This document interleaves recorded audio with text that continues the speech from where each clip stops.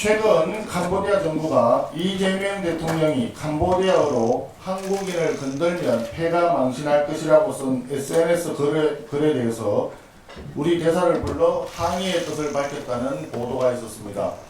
이 사실을 보고받고 지금은 그 글이 슬쩍 삭제되었다고 합니다. 전대 미문의 외교 망신입니다. 캄보디아에서 벌어진 한국인 납치 사건은 기본적으로 중국 범죄 조직이 자행한 범죄입니다. 이 글을 캄보디아어로 쓰면 캄보디아 정부의 반발을 야기할 수 있다는 내용을 청와대나 외교부 어느 참모 하나도 대통령에게 직언을 못했다는 말인지 궁금합니다. 한없이 가벼운 이재명식 SNS 정치가 경제, 외교, 사회 전 분야에서 좌충우돌 사고를 치고 있습니다. 적극적인 메시지로 설탕세 논란을 일으켜서 관련업계에 얼마나 많은 혼란을 야기했습니까? 부동산에 대해서는 이번이 마지막 기회에 운운하면서 극단적인 협박성 메시지를 내므로써 시장에 얼마나 큰 혼란을 초래했습니까?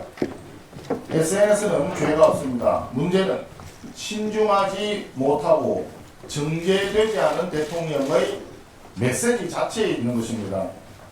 대통령은 기본적으로 굵직한 국정 현안에 집중하고 부처별 현안은 장관들이 책임지고 다루는 것이 정상적인 보통의 정부 모습입니다. 그런데 지금 이재명 정부는 완전히 반대입니다.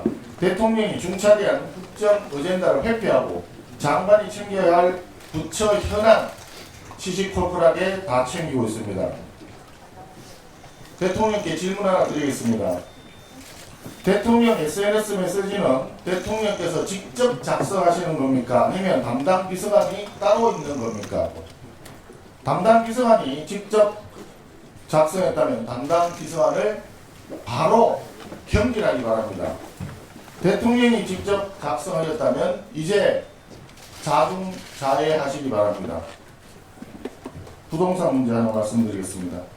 과거 문재인 정권에서 이미 한 차례 폭발했고 이재명 정권에서 다시 급등하고 있는 주택가격은 결코 내 집 마련을 꿈꾸는 보통 국민들 때문이 아닙니다. 규제 일변도의 정책이 부동산 시장을 왜곡하고 민간 주택 공급을 급감시킨 결과입니다. 우리 국민의힘에서는 더불어민주당 정권을 향해 줄기차게 민간 공급 확대를 위한 제도 개선과 규제 개혁을 계속 촉구해왔지만 모두 쇠기의 경읽기였습니다. 이재명 대통령은 소수 다주택자를 모조리 범죄자 취급하면서 마치 이들 때문에 주택 가격이 폭등하고 있는 것처럼 왜곡합니다. 야당과 언론의 정당한 문제 제기에는 투기 옹호 세력이라는 낙인 찍기로 일관하고 있습니다. 정부의 부동산 정책 실패 책임을 국민에게 떠넘기는 무책임의 극치이자 국민을 선과 악으로 나누려고 하는 전형적인 좌파식 편가르기 논법입니다. 지금 부동산 시장의 가장 근본적인 문제는 공급 경색입니다. 서울 부동산 안정화는 여야를 떠나서 반드시 이루어내야 할 과제입니다. 부동산 정책은 계곡의 불법 식당을 철거하듯이 밀어붙여서 해결할 수는 없습니다.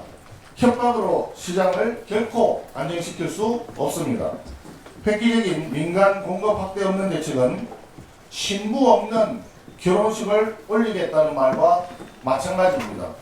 이재명 대통령은 더 이상 SNS를 통한 시장 급박으로 불안과 리스크를 키우지 말고 시장 원칙에 기반한 민간 공급 확대 방안을 책임있게 제시할 것을 다시 한번 강력히 촉구합니다.